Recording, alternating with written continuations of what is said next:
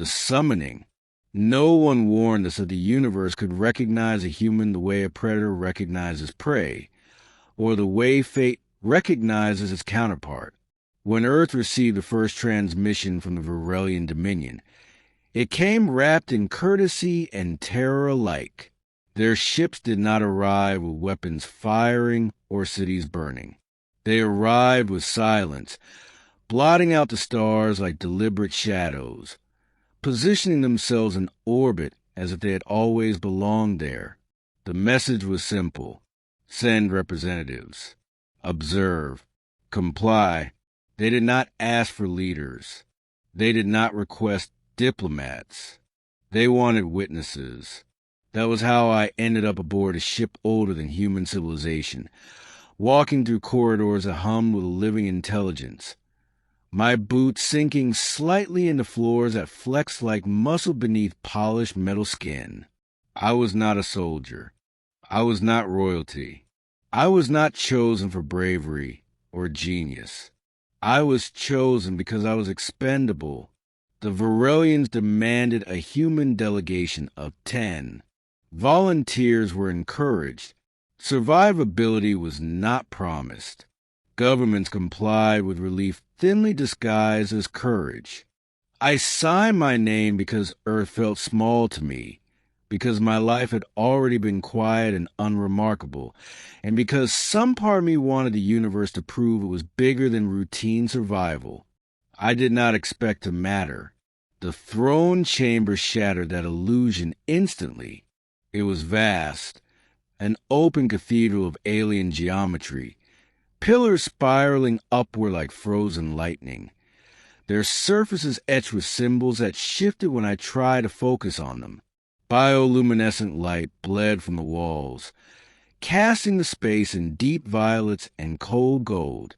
And at the far end, upon a throne grown rather than built, sat the alien queen.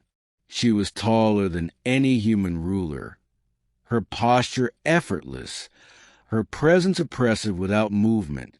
Her skin shimmered like moonlit obsidian streaked with veins of soft cobalt light.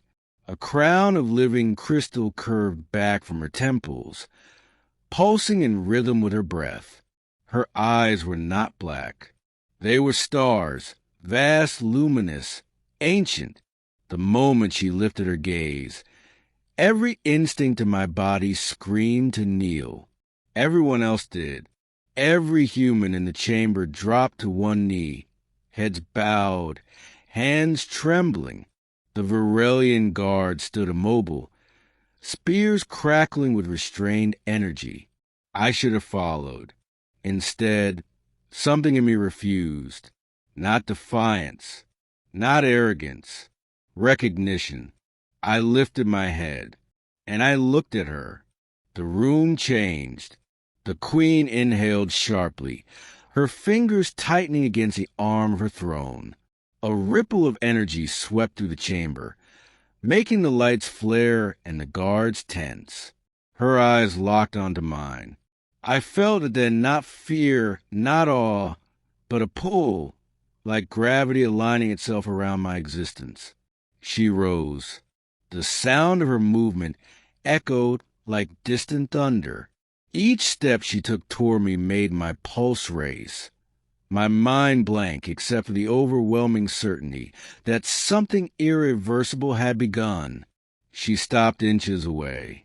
Her scent was alien, cold ozone and something floral yet sharp, like lightning striking a living forest. She studied my face with unsettling intensity, her head tilting slightly, luminous eyes narrowing. Then, softly, in perfect, fluent human speech, she said, "There you are." Gasps rippled through the chamber. My heart pounded. "What?" I whispered. Her lips curved, not into a smile, but into something older and far more dangerous. "The moment you looked at me," she said, voice resonating through bone and blood alike, "the bond awakened." She leaned closer, and I knew you were mine. Middle the claiming, The Dominion did not erupt into chaos. It froze. Varelian law was not loud. It was absolute. The guards did not move.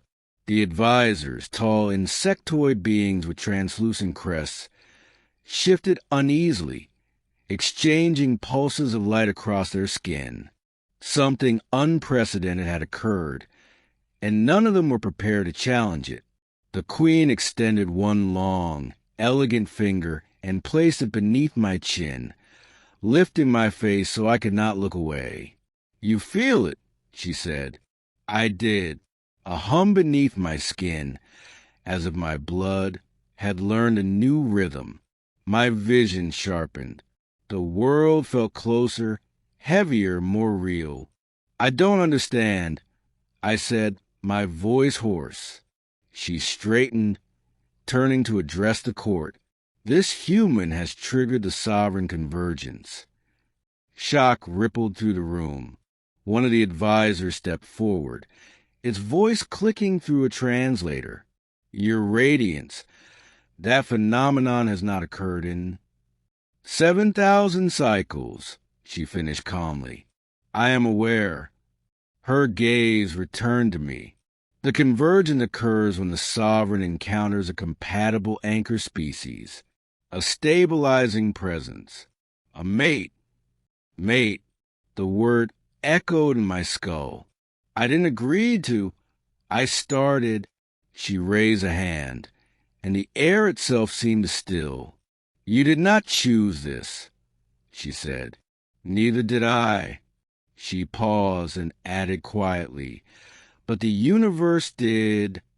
I was escorted, not imprisoned, not freed, to a private sector of the palace ship. The other humans were returned to Earth within hours, their memories altered, their reports censored. I was not given that mercy.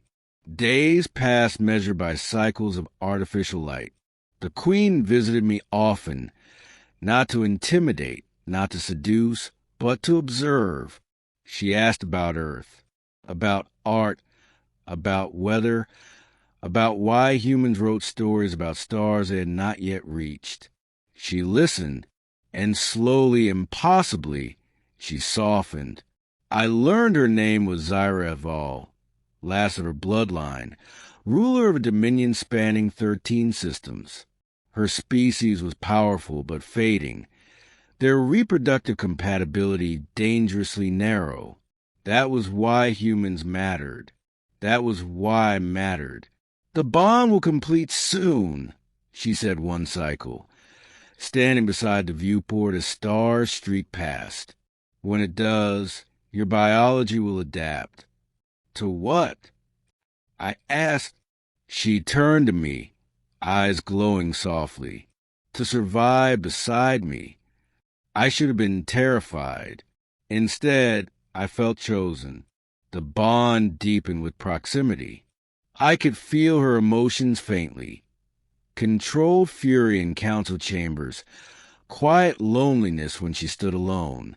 She, in turn, began to sense my thoughts when they grew too loud. One night, alarms screamed through the ship. An insurgent faction, Varelian purists, had launched an internal coup.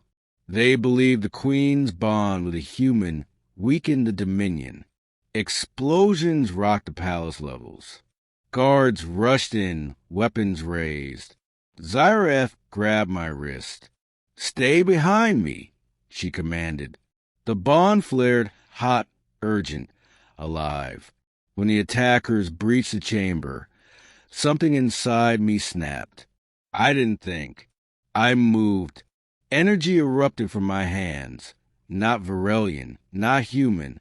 A hybrid force born of the bond. The attackers were thrown back like rag dolls, stunned, alive but broken. The room fell silent. Zyra stared at me, all naked on her face. "You are becoming," she whispered. After the coup was crushed, she made her decision. The bonding rite would be completed, publicly, across the Dominion, ending the sovereign bond. The ceremony took place on a world of living crystal beneath twin suns. Representatives from every system gathered, their ships forming a halo around the planet. I stood beside Zyriath at the center of the Nexus Circle, wearing ceremonial armor grown specifically for my altered physiology. I was no longer fully human. I was something new. The Queen raised her hand, silence cascading across the crowd. "Today," she proclaimed, "I defy stagnation. I defy extinction. I accept evolution." She turned to me. "You looked at me without fear," she said, her voice softer now, carried across the stars. And the universe answered. She pressed her forehead to mine. Light exploded outward, a wave of shared consciousness, shared purpose. I felt her history, wars fought, sacrifices made, centuries of solitude borne without complaint. She felt mine, small joys, quiet resilience, the stubborn human refusal to kneel when dignity demanded standing. The bond sealed. The dominion knelt, not to her, to us. Years later, Earth would learn of the sovereign union, not as conquerors, not as gods, but as partners in a galaxy suddenly vast with possibility. As for me, I still remember the moment everything changed. The moment I looked at the alien queen, and she knew I was hers. And finally, I knew I had always been meant to be.